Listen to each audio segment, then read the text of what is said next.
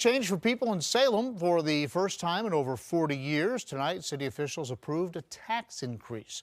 10 News reporter Lindsay Kennedy is live in the newsroom tonight with more on that decision. Lindsay? John, tonight City Council said Salem has finally recovered from the recession, and now that they're in a better place financially, it's time to invest in the city's future.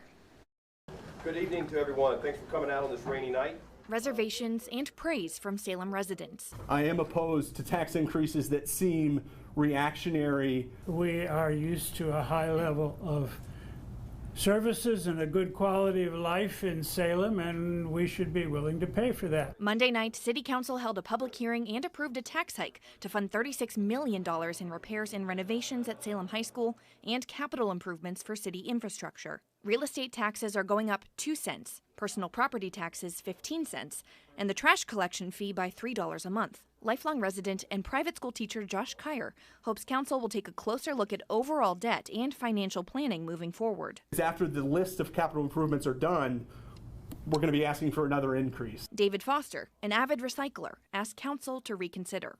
Think about ways where the trash fee is based on use. Council members also approved the city's budget, including $80,000 more for the schools. Council agreed the repairs and tax increase are long overdue, so they tried to spread out the revenue sources. Maisel Janaska is the president of the Salem Council of PTAs. She thanks city leaders for their support. And I'm very glad my kids go to Salem schools, and it's largely in part to your commitment. So just thank you very much. Salem residents may have to dig deeper into their wallets, but those who spoke up at Monday's meeting say it's not a waste of their hard-earned cash. I'm excited to see what they do with the high school, and I'm excited to see how far this money goes. But I'm also excited to see a happy medium and raise taxes, but also do what they need to do to position ourselves better financially going forward.